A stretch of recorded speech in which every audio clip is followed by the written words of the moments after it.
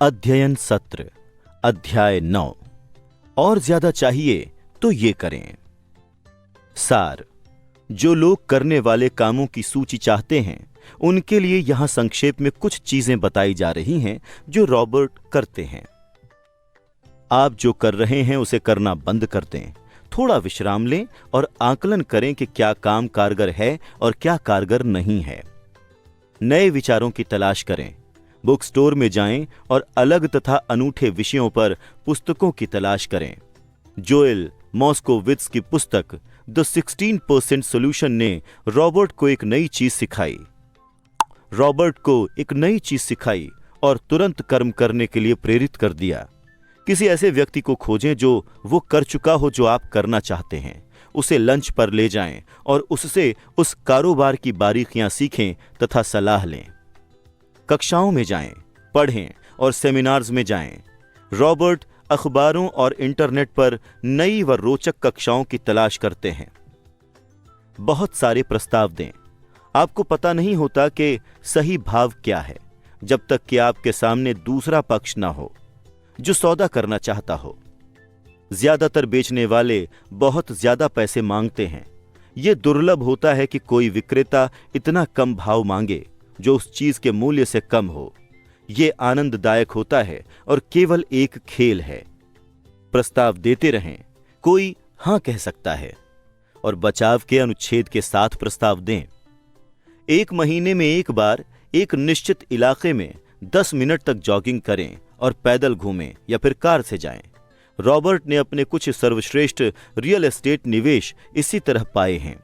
वो 1 साल तक एक निश्चित इलाके में जॉगिंग करते थे और परिवर्तन की तलाश करते थे। उनके लिए सौदे में मुनाफे के लिए 2 तत्व होने चाहिए, अच्छा सौदा और परिवर्तन। बहुत सारे अच्छे सौदे होते हैं, लेकिन परिवर्तन ही अच्छे सौदे को लाभकारी अवसर में बदलता है। इसमें हर महीने केवल चंद मिनटों की जरूरत होती है और वो कोई दूसरी चीज करते समय ये करते हैं, जैसे व्यायाम करना या स्टोर आते जाते समय। सभी बाजारों में अच्छे सौदों की तलाश करें। उपभोक्ता हमेशा गरीब रहेंगे जब सुपरमार्केट में सेल होती है, जैसे टॉयलेट पेपर पर, तो उपभोक्ता दौड़कर उसे खरीद लेते हैं। लेकिन जब मकान या शेयर बाजार में सेल लगती है, जिसे अक्सर क्रैश या करेक्शन कहा जाता है, तो वही उपभोक्ता उससे अक्सर दूर भागता है। याद रखें, मुनाफा बेचते समय नहीं बल्कि खरीदते समय कमाया जाता है। अच्छे सौदों की तलाश सही जगह पर करें। एक पड़ोसी ने $1 लाख में एक कॉन्डोमिनियम खरीदा। रॉबर्ट ने उसके बगल में उसी जैसा कॉन्डोमिनियम $50,000 में खरीद लिया। उसने रॉबर्ट को बताया कि वो भाव बढ़ने का इंतजार कर रहा है। रॉबर्ट ने उसे जवाब दिया कि फायदा बेचते समय नहीं बल्कि खरीदते समय होता है। उसने एक रियल एस्टेट ब्रोकर के जरिए इसे खरीदा था जो खुद किसी जायदाद की मालकिन नहीं थी। रॉबर्ट ने इसे एक बैंक की फोरक्लोजर नीलामी में खरीदा था और एक कक्षा में $500 की फीस देकर ऐसा करने का तरीका सीखा था। उनके पड़ोसी ने सोचा था कि रियल एस्टेट निवेश की कक्षा के लिए $500 बहुत ज्यादा थे।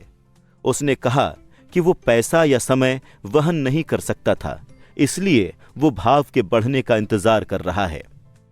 ऐसे लोगों की तलाश करें जो पहले खरीदना चाहते हैं, फिर किसी ऐसे व्यक्ति की तलाश करें जो बेचना चाहता हो। पूरे केक को खरीदो और उसे टुकड़ों में बांट दो। ज्यादातर लोग अपनी हैसियत के मुताबिक सामान की तलाश करते हैं, इसीलिए उनकी नजर बहुत छोटे टुकड़े पर ही रहती है। वो केक का सिर्फ एक ही टुकड़ा खरीदते हैं, इसीलिए वो अंततः कम सामान की ज्यादा कीमत चुकाते हैं। छोटा सोचने वालों को बड़े अवसर नहीं मिलते। अगर आप ज्यादा अमीर बनना चाहते हैं तो बड़ा सोचें। रिटेलर्स थोक खरीदने वालों को डिस्काउंट देना पसंद करते हैं, सिर्फ इसलिए क्योंकि अधिकतर कारोबारी लोग ज्यादा खर्च करने वालों को पसंद करते हैं। भले ही आपकी हैसियत कम हो, लेकिन आप दूसरों के साथ मिलकर किसी बेहतरीन सौदे के लिए सौदेबाजी कर सकते हैं, क्योंकि आप किसी खास वस्तु की बहुत सारी संख्या चाहते हैं। छोटे लोग हमेशा छोटे ही बने रहते हैं क्योंकि उनकी सोच छोटी होती है। वो अकेले काम करते हैं या बिल्कुल भी काम नहीं करते। इतिहास से सीखें। शेयर बाजार की सभी बड़ी कंपनियां छोटी कंपनियों के रूप में शुरू हुई थीं। कर्नल सैंडर्स तब तक अमीर नहीं बने जब तक के 60 साल की उम्र में उन्होंने अपना सब कुछ गंवा नहीं दिया। वहीं बिल गेट्स 30 साल से भी कम उम्र में संसार के सबसे अमीर व्यक्तियों की गिनती में आ गए थे। सक्रियता हमेशा निष्क्रियता को हरा देती है। आपको कर्म करना होगा, तभी आपको वित्तीय पुरस्कार मिल सकते हैं। इसी समय काम करें। अतिरिक्त प्रश्न। अब इस अध्याय में रॉबर्ट की कही बातों की समझ के साथ इसमें बताई कहानियों को खुद पर और अपने जीवन पर लागू करने का समय है। खुद से आगे बताए गए प्रश्न पूछें और अपने अध्ययन साझेदार के साथ उन पर विचार विमर्श करें। खुद के साथ और अपने साझेदार के साथ ईमानदार बनें। आप जो जवाब दे रहे हैं, अगर उनमें से कुछ आपको पसंद नहीं आते हैं तो खुद से पूछें कि क्या आप बदलने के लिए तैयार हैं। अपने विचारों तथा मानसिकता को बदलने की चुनौती को स्वीकार करें। तो पहला सवाल है, क्या यह कार्यसूची आपको प्रेरित करती है या आपको भयभीत करती है?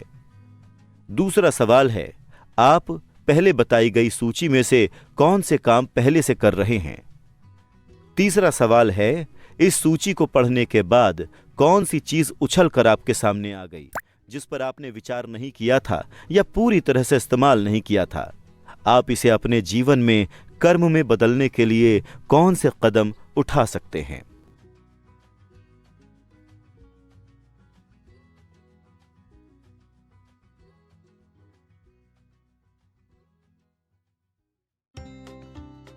कुछ